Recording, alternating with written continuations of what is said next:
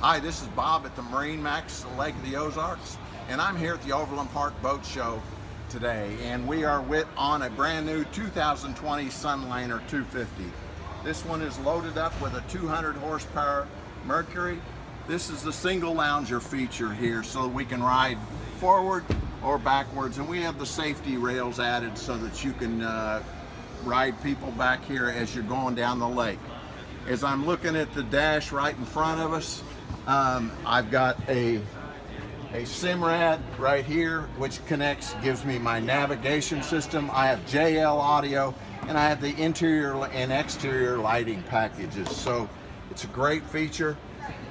This one has got a woven seagrass flooring on it, very nicely appointed, 12-foot bimini. This has got about everything you'd need, and it's priced attractively for the boat show. So come down and see us at the Overland Park Boat Show, and it's Bob McBride with MarineMax. Thanks.